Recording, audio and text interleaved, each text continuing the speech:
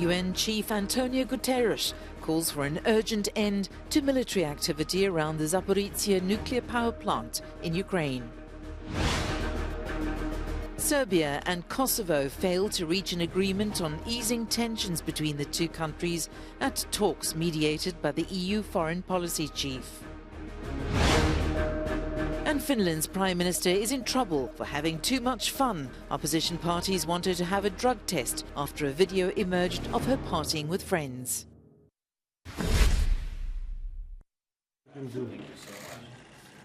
Ukrainian President Volodymyr Zelensky, his Turkish counterpart Recep Tayyip Erdogan and the UN Secretary-General Antonio Guterres met in Lviv, with the Zaporizhzhia nuclear power plant top of the agenda. Erdogan conveyed a message on behalf of Russia, saying it is ready to negotiate peace. Zelensky, however, was sceptical of this. I am very surprised that they are ready for some kind of peace. People who kill, rape, hit our civilian cities with cruise missiles every day cannot want peace. They should first leave our territory, then we will see.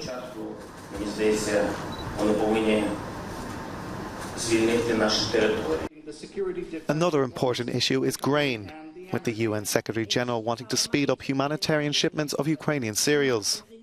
We have seen signs that global food markets are beginning to stabilize. But let's have no illusions. There is a long way to go before this will be translated into the daily life of people at their local bakery and in their markets. Supply chains are still disrupted, and energy and transportation costs remain unacceptably high. But the Zaporizhzhia nuclear power plant was the main point of discussion, with Guterres calling for an urgent withdrawal of military activity. Both Moscow and Kiev accuse each other of sparking the conflict. We do not want to experience another Chernobyl. Turkey is exerting its influence to end the conflict through a diplomatic solution, as it has stood, and will continue to stand by our Ukrainian friends.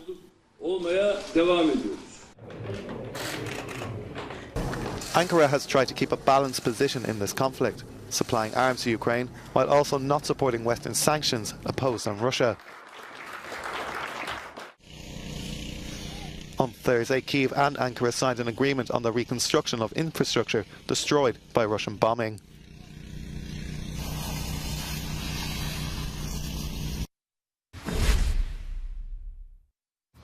The aftermath of two separate Russian attacks on the city of Kharkiv in northeastern Ukraine. With at least 17 people confirmed dead, the search continues for survivors following the rocket strikes on Wednesday through to Thursday morning. Several residential buildings were hit in the bombardments, and the death toll is expected to rise.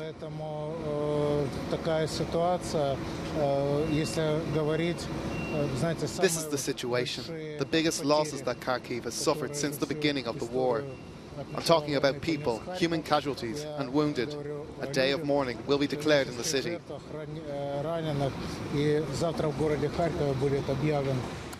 Ukraine's President Volodymyr Zelensky has condemned the attacks on the country's second largest city as a cynical strike on civilians with no justification. For its part, Russia claims it targeted a temporary base of foreign mercenaries, killing 90 of them. Meanwhile, local authorities say 2 Russian villages were evacuated yesterday after a fire broke out at an ammunition depot near the border with Ukraine. The blaze comes days after explosions at a military base and munitions depot in annexed Crimea. And Russia says it's deployed warplanes armed with state-of-the-art hypersonic missiles to the country's Kaliningrad region, an enclave surrounded by 2 NATO nations.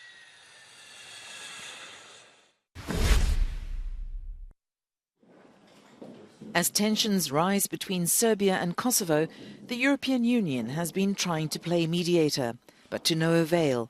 A meeting yesterday between EU Foreign Policy Chief Joseph Borrell and leaders from the 2 nations ended without reaching an agreement. Borrell says it's important for the 2 nations to normalize their relations, particularly given the current context. And this happened at the moment when we are in a critical time for Europe. We see the return of war to our continent after the Russian invasion of Ukraine. We are facing a dramatic and very dangerous moment for our continent. And this is not a moment for increasing tensions. It is time for looking for solutions. Before meeting with Borrell, the two leaders met separately with NATO leader Jens Stoltenberg. The latest tension follows Kosovo's decision that Serbian identity documents and vehicle license plates would no longer be valid in its territory. Belgrade has been implementing the same measures for people from Kosovo crossing into Serbia for years, saying accepting them would amount to recognizing its neighbor as an independent state. Serbia still refuses to recognize Kosovo's independence declared in 2008. Latest tensions were triggered late in July ahead of Kosovo's intention to implement a law making all citizens, including Serbs, to use Kosovar car plates. Also, all people from Serbia entering Kosovo would have to have Pristina-issued exit-entry documents, which would be used as an ID during stay. This move triggered local Serbs who put roadblocks and sounded air raid sirens. Ahead of September 1st, which is a new date for planned implementation, NATO Secretary General Jens Stoltenberg held a meeting with both President of Serbia and Kosovo Prime Minister. His message was loud and clear. NATO peacekeeping mission in Kosovo, KFOR, has 4,000 troops and it's ready to intervene if stability between Serbia and Kosovo is at risk. High Representative of the EU for the Foreign Affairs said prior to this meeting that recent tensions in north of Kosovo have determined yet again that it is time to move forward towards full normalization. He expects both leaders to be open and flexible to find common ground.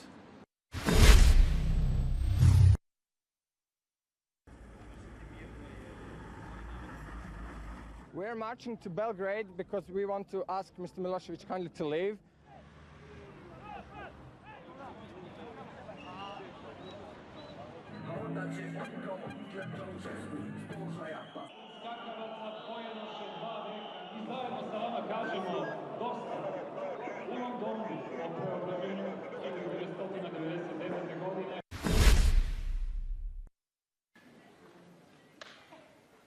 Finland's Prime Minister Sanna Marin has defended her private life after a video emerged of her at a party with friends.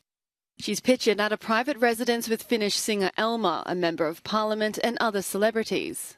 Opposition leaders are calling on her to take a voluntary drug test, saying a shadow of doubt has been casted over the leader. These videos are private, Sanna Marin has told reporters. I'm displeased they have been spread out to the public. I was spending an evening with my friends, partying, dancing and singing. A journalist asks were there any intoxicants used. Alcohol, the Prime Minister says. Drugs, another reporter asks. Not to my knowledge, says the leader. Finland's youngest Prime Minister says she will not change in the wake of the controversy. Last year, she apologised for visiting a bar after coming into contact with someone who had coronavirus. She was criticised but ultimately found to not have broken any rules.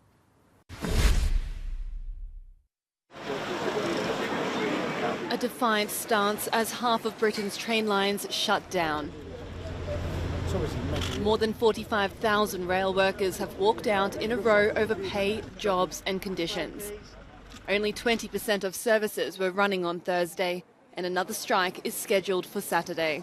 We've taken 6 days of strike action. The companies were going to make those redundancies many months ago. We've halted the redundancy program so far. We've got some offers that have increased and improved, but we also seem to have woken up a spirit of solidarity amongst the British people. We're seeing a great deal of support. People are coming back to the ideas of collective action, of strike action and solidarity amongst working people. It's the latest in a series of summer strikes, altering travel plans for workers, festival goers, holiday makers and more. I'm actually on my way to a wedding right now, but the train strikes have affected me because I was meant to be there at 11, but now I'm going to get to Manchester at 12, and then I need to go another 2 hours from there, so I'm going to be really late.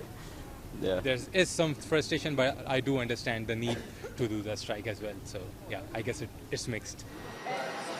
On Friday, London Underground workers will also walk out for 24 hours, as well as those on London United bus routes. Residents have been told to only use public transport if necessary.